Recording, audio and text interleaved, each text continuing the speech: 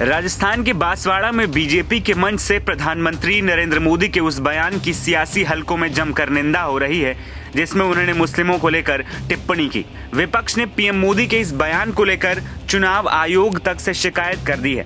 PM Modi के इस बयान पर अब समाजवादी पार्टी ने अपना नारा बदलने तक के संकेत दे दिए हैं। सपा मुखिया अखिलेश यादव ने सोमवार यानी 22 अप्रैल को सोशल मीडिया साइट एक्स पर एक लंबा चौड़ा बयान जारी किया। इस पोस्ट में एक और अखिलेश ने बीजेपी सरकार को जमकर सुनाया तो वहीं कांग्रेस का बचाव करते भी वो नजर आए। अखिलेश यादव ने एक्स पर लिखा, भाजपा के सर्वोच्च पदों पर बैठे लोग चुनावी रैली में अनर्गल बातें कहकर कांग्रेस के लिए जो झूठ फैला रहे हैं उससे भाजपा का अपना झूठ बाहर आ रहा है। एक तरफ वो दावा कर रहे हैं कि 400 सीट पाकर जीतने वाले हैं, दूसरी तरफ वो विपक्ष को जीतने पर क्या होगा कहकर जनता को डराकर चुनाव में कुछ वोट पाना चाहते हैं।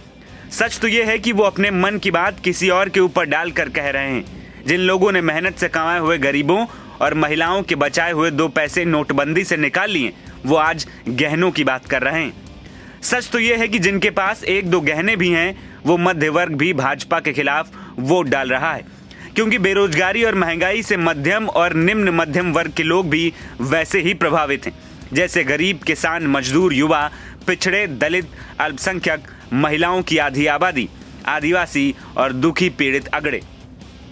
वहीं पीएम मोदी के मुसलमान वाले बयान पर अखिलेश ने पलटवार करते हुए कहा, एक समुदाय विशेष के बारे में नाम लेकर गलत बात कहना पूरी दुनिया में फैले उस समुदाय का अपमान है।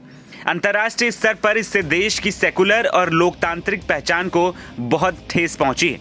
ये एक बेहद आपत्तिजनक बयान है जिसकी कोई माफी तक नहीं हो सकती। अखिलेश ने आगे लिखा, दरअसल भाजपा ऐसा बयान इसलिए दे रही है क्योंकि उसके अपने समर्थक तक उसको वोट नहीं दे रहे हैं। प्रथम चरण की वोटिंग के बाद ये हताशा भरा बयान देश से भाजपा की सरकार जाने का सबसे पहला बयान भी है और रुझान भी है। ये भाजपा की अपनी हार की स्वीकारोक्ति है। संविधान खत्म करने की मंशा रखने वाली ही ऐसी असंवैधानिक भाषा का प्रयोग कर सकते हैं। चुनाव आयोग ऐसे बयान के बाद क्या किसी को चुनाव लड़ने की अनुमति देगा? इतिहास इसे याद रखेगा और इसके लिए इतिहास भाजपा को कभी माफ नहीं करेगा। बता देंगे, लोकसभा चुनाव जैसे जैसे आगे बढ़ रहा है, जुबानी जंग भी तेज होती जा रही है। प्रधानमंत्री नरेंद्र मोदी ने सोमवार को फिर दोहराया कि विपक्षी पार्टी और इंडिया ब्लॉक की नजर लोगों की कमाई और संपत्ति पर है।